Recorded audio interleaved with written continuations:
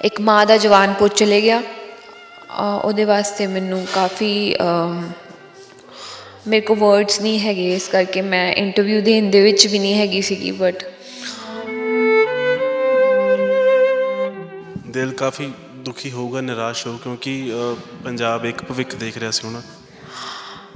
Of course ਮੈਨੂੰ ਇਹ ਲੱਗਦਾ ਹੈ ਕਿ ਚੰਗੇ ਲੋਕਾਂ ਦੀ ਲੋੜ ਹੁੰਦੀ ਆ, ਔਰ ਚੰਗੇ ਲੋਕ ਬਹੁਤ ਘੱਟ ਹੁੰਦੇ ਨੇ ਜਿਹੜੇ ਕਿ ਅੱਗੇ ਆ ਕੇ ਇਸ ਤਰੀਕੇ ਦੇ ਨਾਲ ਬੋਲਡਲੀ ਸਾਰੀਆਂ ਗੱਲਾਂ ਕਰਦੇ ਨੇ। ਔਰ ਮਾਨ ਸਾਹਿਬ ਦੀ ਕੈਂਪੇਨ ਦੇ ਵਿੱਚ ਜਿਸ ਤਰੀਕੇ ਦੇ ਭਾਸ਼ਣ ਦਿੱਤੇ ਔਰ ਜਿਸ ਤਰੀਕੇ ਨਾਲ ਸਪੋਰਟ ਕਰ ਰਹੇ ਸੀਗੇ, ਅਸੀਂ ਕੰਟੀਨਿਊਸਲੀ ਲੱਗੇ ਹੋਏ ਸੀਗੇ ਕਿ ਪੰਜਾਬ ਦੇ ਵਿੱਚ ਇੱਕ ਚੰਗੇ ਲੋਕਾਂ ਨੂੰ ਅੱਗੇ ਲੈ ਕੇ ਆਈਏ ਔਰ ਪੋਲੀਟੀਕਲ ਚੇਂਜ ਆਵੇ।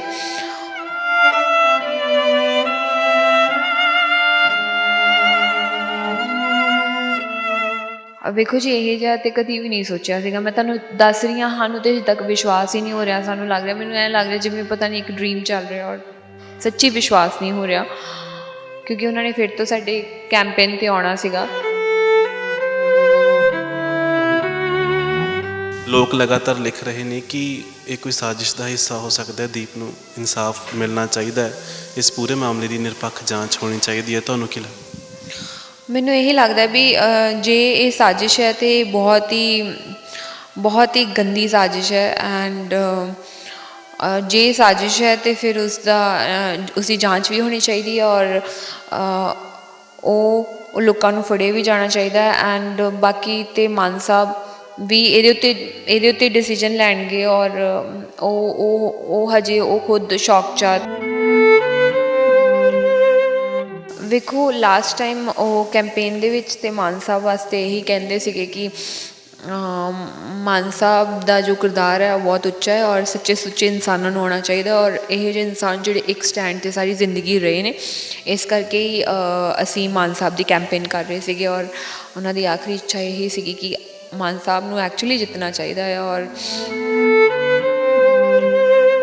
ਹੋ ਵੀ ਸਕਦੀ ਹੈ, ਕਿਉਂਕਿ ਜਿਹੜਾ ਕੋਈ ਇਨਸਾਨ ਇੰਨਾ ਬੋਲਡਲੀ ਬੋਲਦਾ ਹੈ ਸਰਕਾਰਾਂ ਦੇ ਖਿਲਾਫ ਅਤੇ ਪੋਲੀਟੀਕਲੀ ਪ੍ਰੈਸ਼ਰ ਆਉਂਦਾ ਹੈ, ਮਤਲਬ ਹੋ ਸਕਦਾ ਹੈ।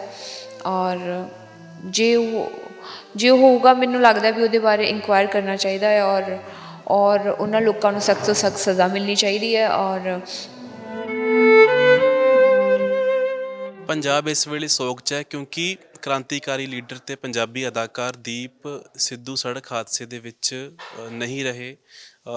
ਫੇਸਬੁੱਕ 'ਤੇ, ਸੋਸ਼ਲ ਮੀਡੀਆ 'ਤੇ ਸਾਰੇ ਲੋਕ ਇਸ ਤੋਂ ਹੈਰਾਨ ਵੀ ਨੇ ਅਤੇ ਦੁਖੀ ਵੀ ਨੇ। ਸਾਡੇ ਨਾਲ ਸੋਨੀਆ ਮਾਨ ਮੈਮ, ਤੁਹਾਡੇ ਤੱਕ ਖਬਰ ਪਹੁੰਚੀ, ਕਿਹੋ ਜਿਹਾ ਸ਼ੌਕਿੰਗ ਖਬਰ ਹੈ? ਫਿਲਹਾਲ ਸਭ ਤੋਂ ਪਹਿਲਾਂ ਤਾਂ ਸਾਨੂੰ ਇਸ ਗੱਲ ਦਾ ਵਿਸ਼ਵਾਸ ਨਹੀਂ ਹੋ ਰਿਹਾ ਕਿ ਦੀਪ ਦੇ ਨਾਲ ਇਹ ਜਿਹਾ ਕੁਛ ਹੋਇਆ ਹੈ। ਔਰ ਕਿਉਂਕਿ ਮੈਂ ਅਮਰਗੜ੍ਹ ਦੇ ਵਿੱਚ ਹਾਂ ਰਾਈਟ ਨਾਓ, ਔਰ ਅਸੀਂ ਸਾਰਾ ਦਿਨ ਪ੍ਰਚਾਰ ਕਰ ਰਹੇ ਸੀਗੇ ਮਾਨ ਸਾਹਿਬ ਦੇ ਨਾਲ। ਐਂਡ ਸ਼ਾਮ ਨੂੰ ਜਲਸਾ ਸੀਗਾ ਜਦੋਂ ਇਸ ਚੀਜ਼ ਦਾ ਪਤਾ ਲੱਗਾ ਸੀਗਾ ਕਿ ਦੀਪ ਦਾ ਐਕਸੀਡੈਂਟ ਹੋਇਆ ਆ।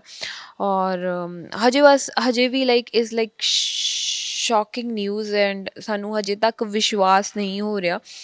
ਐਂਡ ਬਾਕੀ ਮੈਂ ਇਹੀ ਕਹਿਣਾ ਚਾਹੁੰਦੀ ਹਾਂ ਕਿ ਇਸ ਲਾਈਕ ਉਹਨੇ ਬਹੁਤ ਚੰਗੇ ਕੰਮ ਕੀਤੇ ਸੀਗੇ। ਔਰ ਲਾਸਟ ਅਮਰਗੜ੍ਹ ਦੇ ਵਿੱਚ ਅਸੀਂ ਮਾਨ ਸਾਹਿਬ ਦਾ ਪ੍ਰਚਾਰ ਕਰ ਰਹੇ ਸੀਗੇ, ਔਰ ਅਸੀਂ ਚਾਹੁੰਦੇ ਸੀਗੇ ਕਿ ਪੰਜਾਬ ਦੇ ਵਿੱਚ ਚੰਗੇ ਲੀਡਰ ਔਰ ਚੰਗੇ ਲੋਕ ਅੱਗੇ ਆਉਣੇ ਚਾਹੀਦੇ ਆ। ਸੋ ਇੱਕ ਮਾਂ ਦਾ ਜਵਾਨ ਪੁੱਤ ਚਲੇ ਗਿਆ। ਉਹਦੇ ਵਾਸਤੇ ਮੈਨੂੰ ਕਾਫੀ ਮੇਰੇ ਕੋਲ ਵਰਡਸ ਨਹੀਂ ਹੈਗੇ, ਇਸ ਕਰਕੇ ਮੈਂ ਇੰਟਰਵਿਊ ਦੇਣ ਦੇ ਵਿੱਚ ਵੀ ਨਹੀਂ ਹੈਗੀ ਸੀਗੀ। But nothing to say. ਦਿਲ ਕਾਫੀ ਦੁਖੀ ਹੋਊਗਾ, ਨਿਰਾਸ਼ ਹੋ, ਕਿਉਂਕਿ ਪੰਜਾਬ ਇੱਕ ਭਵਿੱਖ ਦੇਖ ਰਿਹਾ ਸੀ ਉਹਨਾਂ ਦਾ। ਅਫਕੋਰਸ ਮੈਨੂੰ ਇਹ ਲੱਗਦਾ ਹੈ ਕਿ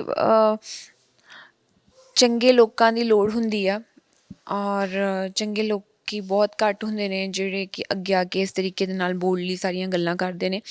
ਔਰ ਮਾਨ ਸਾਹਿਬ ਦੀ ਕੈਂਪੇਨ ਦੇ ਵਿੱਚ ਜਿਸ ਤਰੀਕੇ ਦੇ ਭਾਸ਼ਣ ਦਿੱਤੇ ਔਰ ਜਿਸ ਤਰੀਕੇ ਨਾਲ ਸਪੋਰਟ ਕਰ ਰਹੇ ਸੀਗੇ, ਅਸੀਂ ਕੰਟੀਨਿਊਸਲੀ ਲੱਗੇ ਹੋਏ ਸੀਗੇ ਕਿ ਪੰਜਾਬ ਦੇ ਵਿੱਚ ਇੱਕ ਚੰਗੇ ਲੋਕਾਂ ਨੂੰ ਅੱਗੇ ਲੈ ਕੇ ਆਈਏ ਔਰ ਪੋਲੀਟੀਕਲ ਚੇਂਜ ਆਵੇ। ਔਰ ਕੱਲ੍ਹ ਮੈਂ ਬਹੁਤ ਉਵੇਂ ਯੈਸ, ਇਸ ਕਰਕੇ ਮੈਂ ਤੁਹਾਨੂੰ ਕਹਿ ਰਹੀ ਮੈਂ ਤਾਂ ਇੰਟਰਵਿਊ ਦੇਣ ਵੀ ਨਹੀਂ ਸਕਦੀ, ਬਿਕੋਜ਼ ਤੁਸੀਂ ਆ ਗਏ, ਬਟ ਅਸੀਂ ਦੇ ਰਹੇ ਹਾਂ ਬਿਕੋਜ਼ ਸਾਨੂੰ ਹਜੇ ਤੱਕ ਵਿਸ਼ਵਾਸ ਨਹੀਂ ਹੋ ਰਿਹਾ। ਔਰ ਬਾਕੀ ਮਾਨ ਸਾਹਿਬ ਖੁਦ ਸ਼ੌਕ 'ਚ ਆ। ਔਰ ਕੱਲ੍ਹ ਸਵੇਰੇ ਸਿੰਘ ਸਭਾ ਗੁਰਦੁਆਰਾ ਅਹਿਮਦਗੜ੍ਹ ਦੇ ਵਿੱਚ ਗੁਰਦੁਆਰਾ ਸਾਹਿਬ 'ਚ ਅਸੀਂ ਮੀਟਿੰਗ ਬੁਲਾਈ ਆ, ਲਾਈਕ ਅਰਦਾਸ ਕਰਾਂਗੇ ਉਹਨਾਂ ਦੇ ਵਾਸਤੇ। ਮਾਨ ਸਾਹਿਬ ਅਰਦਾਸ ਕਰਨਗੇ। ਔਰ ਵੇਖੋ ਜੀ, ਇਹ ਜਿਹਾ ਤਾਂ ਕਦੀ ਵੀ ਨਹੀਂ ਸੋਚਿਆ ਸੀਗਾ। ਮੈਂ ਤੁਹਾਨੂੰ ਦੱਸ ਰਹੀ ਹਾਂ, ਸਾਨੂੰ ਤਾਂ ਅਜੇ ਤੱਕ ਵਿਸ਼ਵਾਸ ਹੀ ਨਹੀਂ ਹੋ ਰਿਹਾ। ਸਾਨੂੰ ਲੱਗ ਰਿਹਾ, ਮੈਨੂੰ ਐਂ ਲੱਗ ਰਿਹਾ ਜਿਵੇਂ ਪਤਾ ਨਹੀਂ ਇੱਕ ਡਰੀਮ ਚੱਲ ਰਿਹਾ, ਔਰ ਸੱਚੀ ਵਿਸ਼ਵਾਸ ਨਹੀਂ ਹੋ ਰਿਹਾ, ਕਿਉਂਕਿ ਉਹਨਾਂ ਨੇ ਫਿਰ ਤੋਂ ਸਾਡੇ ਕੈਂਪੇਨ 'ਤੇ ਆਉਣਾ ਸੀਗਾ। ਔਰ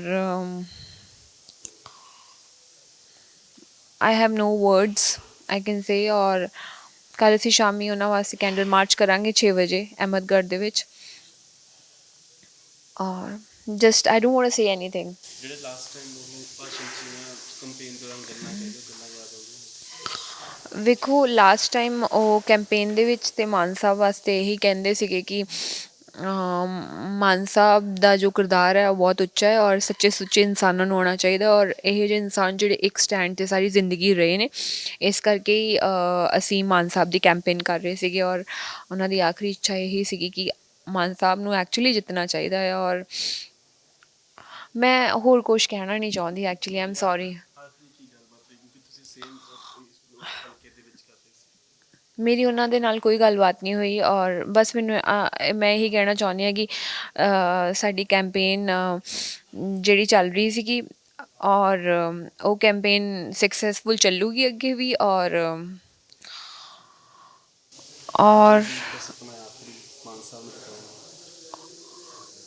ਉਹ ਪੂਰਾ ਹੋਊਗਾ। So I don't want to talk more. ਇੱਕ ਹੋਰ ਸਵਾਲ, ਕਿਉਂਕਿ ਲੋਕ ਲਗਾਤਾਰ ਲਿਖ ਰਹੇ ਨੇ ਕਿ ਇਹ ਕੋਈ ਸਾਜ਼ਿਸ਼ ਦਾ ਹਿੱਸਾ ਹੋ ਸਕਦਾ ਹੈ, ਦੀਪ ਨੂੰ ਇਨਸਾਫ ਮਿਲਣਾ ਚਾਹੀਦਾ ਹੈ, ਇਸ ਪੂਰੇ ਮਾਮਲੇ ਦੀ ਨਿਰਪੱਖ ਜਾਂਚ ਹੋਣੀ ਚਾਹੀਦੀ ਹੈ। ਤੁਹਾਨੂੰ ਕੀ ਲੱਗਦਾ? ਮੈਨੂੰ ਇਹੀ ਲੱਗਦਾ ਵੀ ਜੇ ਇਹ ਸਾਜ਼ਿਸ਼ ਹੈ ਤੇ ਬਹੁਤ ਹੀ ਗੰਦੀ ਸਾਜ਼ਿਸ਼ ਹੈ। ਐਂਡ ਜੇ ਸਾਜ਼ਿਸ਼ ਹੈ ਤੇ ਫਿਰ ਉਸਦੀ ਜਾਂਚ ਵੀ ਹੋਣੀ ਚਾਹੀਦੀ ਹੈ। ਔਰ ਉਹ ਲੋਕਾਂ ਨੂੰ ਫੜਿਆ ਵੀ ਜਾਣਾ ਚਾਹੀਦਾ ਹੈ। ਐਂਡ ਬਾਕੀ ਤੇ ਮਾਨ ਸਾਹਿਬ ਵੀ ਇਹਦੇ ਉੱਤੇ ਡਿਸੀਜਨ ਲੈਣਗੇ। ਔਰ ਉਹ ਹਜੇ ਉਹ ਖੁਦ ਸ਼ੌਕ 'ਚ ਆ, ਤੇ ਹਜੇ ਅਸੀਂ ਉਹਨਾਂ ਨਾਲ ਇੰਨੀ ਚੋਣਾਂ ਨੇ ਇੱਕਦਮ ਇੰਨੀ ਵੱਡੀ ਘਟਨਾ ਹੋਣਾ, ਕਿ ਕਿਸ ਤਰੀਕੇ ਦੇਖਦੇ ਹੋ? ਲਗਾਤਾਰ ਇਹੋ ਜਿਹੀਆਂ ਚੀਜ਼ਾਂ ਹੋ ਰਹੀਆਂ ਜਿਹੜੀਆਂ ਕਦੇ ਸੋਚੀਆਂ ਨਹੀਂ ਸੀ, ਬੇਅਦਬੀ ਦੀਆਂ ਘਟਨਾਵਾਂ ਹੋਈਆਂ।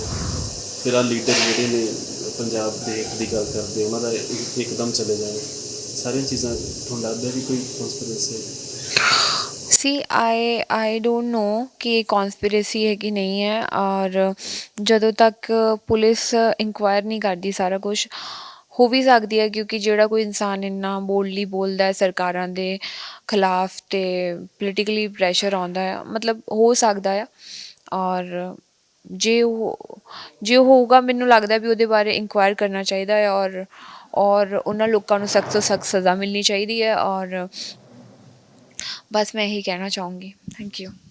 ਸੋ ਸੋਨੀਆ ਮਾਨ ਜਜ਼ਬਾਤ ਨੇ ਮੰਨਦੇ, ਹਾਲਾਂਕਿ ਕੋਈ ਵੀ ਗੱਲ ਚੰਗੀ ਤਰ੍ਹਾਂ ਰੱਖ ਨਹੀਂ ਪਾ ਰਹੇ, ਕਿਉਂਕਿ ਖਬਰ ਹੀ ਇਹੋ ਜਿਹੀ ਹੈਗੀ, ਘਟਨਾ ਹੀ ਇਹੋ ਜਿਹੀ ਹੈ ਕਿ ਕਿਸੇ ਨੇ ਸੋਚਿਆ ਵੀ ਨਹੀਂ ਸੀ ਕਿ ਇਸ ਤਰੀਕੇ ਹੋ ਸਕਦਾ ਹੈ। ਫਿਲਹਾਲ ਸਾਰੇ ਪਾਸੇ ਮੰਗ ਇਹੀ ਉੱਠ ਰਹੀ ਕਿ ਇਸ ਮਾਮਲੇ ਦੀ ਨਿਰਪੱਖ ਜਾਂਚ ਹੋਵੇ, ਤਾਂ ਕਿ ਜਿਹੜੀ ਸੱਚਾਈ ਹੈ ਉਹ ਸਾਰਿਆਂ ਦੇ ਸਾਹਮਣੇ ਆ ਸਕੇ। ਆਪਣੇ ਸਹਿਯੋਗੀ ਵਿਸ਼ਾਲ ਦੇ ਨਾਲ ਕਰਨ ਸ਼ਰਮਾ, ਅੱਖਰ ਦੇ ਲਈ।